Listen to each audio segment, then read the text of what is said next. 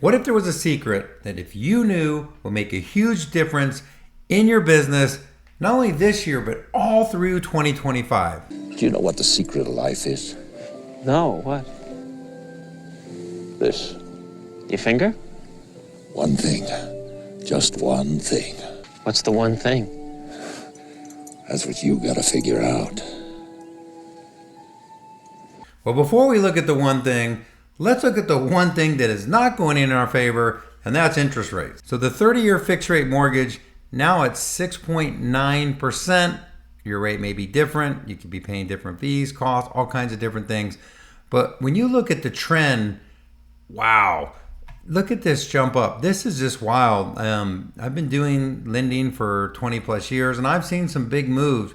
And this is right up there with some of the biggest, down pretty close to 6%. We had some people that we were locking into the fives, and all the way up now, well, we're pretty close to 7%. And that means there are buyers out there that maybe don't have the best credit or different programs where they're definitely in the 7% range. And lots of reasons for this.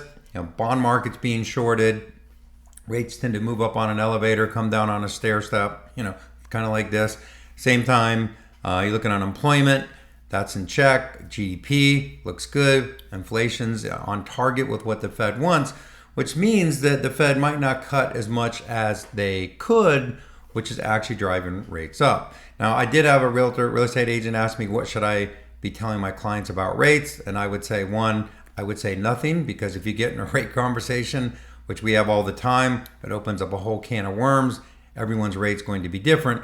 Also, more importantly, the big thing with rates is it's very hard to time interest rates, just like it's hard to time the real estate market. So in general, most of the people we are locking up front unless they are really, really, into taking some risk. And if we lock someone in and rates improve a fair amount, we have ways to actually go and get that better rate. So I think it's terrible to time the real estate market. I also think it's bad for clients to try to time the rate market.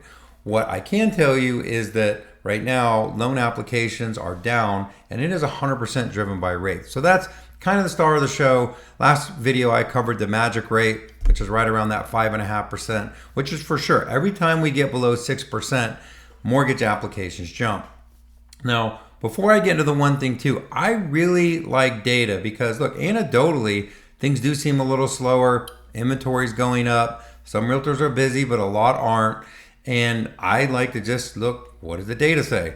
So this was an article about an updated home price analysis spanning over 800 metros. And I really like maps because it takes out all the emotion and just it gets the data. And this is a 1-year change in metro level home prices between September of 2023 and September of 2024. And when we zoom into Florida, you can see here, for instance, in Orlando, there we go. The change since the peak is the median is still up 1.8%, even though the 5-year change in inventory is up 56.3%, meaning there has not been any decline in the median, even though for sure the market seems softer and there's definitely more inventory. At the same time, look down here at like Cape Coral, Punta Gorda, some of these other places, down 7.8%. So they really, and these places really took a hit from the hurricane. And then you've got, not this last hurricane, but one of the previous ones. And then when we look here in Miami, Miami is actually up 8.8%. And that just goes to show you data doesn't have to make sense, right? We have the Fed cutting the Fed funds rate, likely cutting it again once or twice this year. Meanwhile, rates on this huge spike, right? Going from close to 6%, almost all the way up to 7% in a very, very short period of time. That doesn't really make sense to you. Really look at all the data we just said. Meanwhile, if you're in this market, the market feels softer, more homes are sitting longer as far as taking to sell. And so if you're a buyer coming to this market, you think, wow, maybe I'm going to get a deal as far as price goes.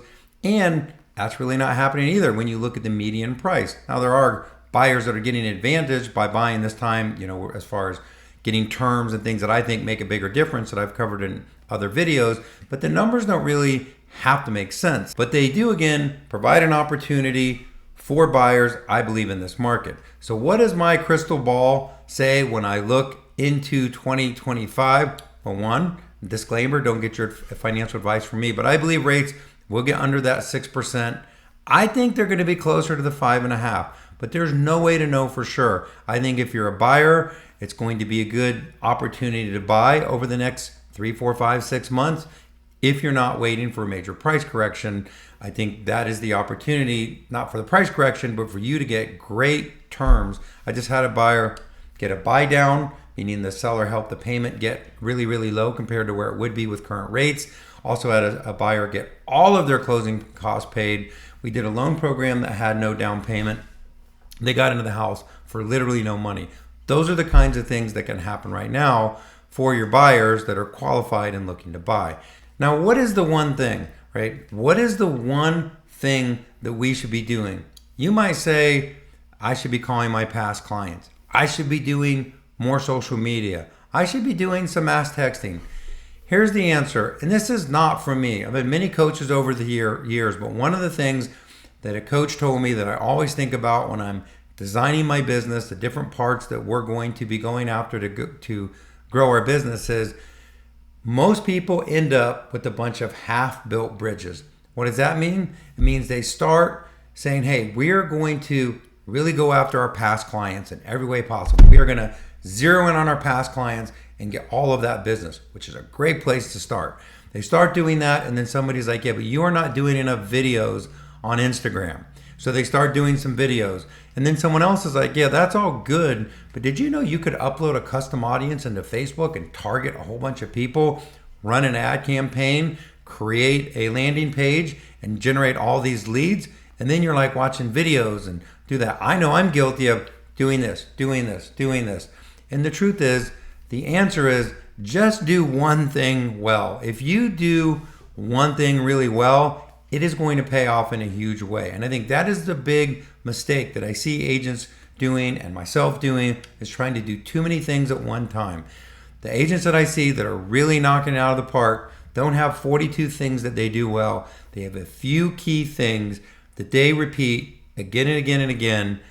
Do that over time, and you are going to be a successful real estate agent. Because look, we don't control the market. I don't know if it's going to be good, bad, or ugly. I just know inside of that market, the top agents will figure out a way to be successful, and you want to make sure you're one of those agents. If you are, that's awesome. If you're not, reach out to me so we can set up a daily success plan on exactly what we need to do. Because look, pending home sales have fallen. We are down to 3.84 million as of the last read. That means that the number of sales are down almost half from where we're at in the peak of this last cycle. But there are still agents knocking out of the park. And again, they are doing it. Whether they call it a daily success plan, they have a set of activities that they do again and again. Hope that helps. I'm really been focusing in on myself. What are the key activities I need to be doing to be successful? Look, 50% of my competition as loan officers are gone. And a lot of your competition as real estate agents are gone as well. That's the good news. So let's all figure out what the one thing to do is, as Curly said in City Slickers.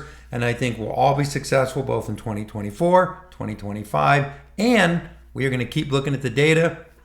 And as more information becomes available that moves the market, as always, we're going to cover it right here. Have a great day, great week, and I'll talk to you soon.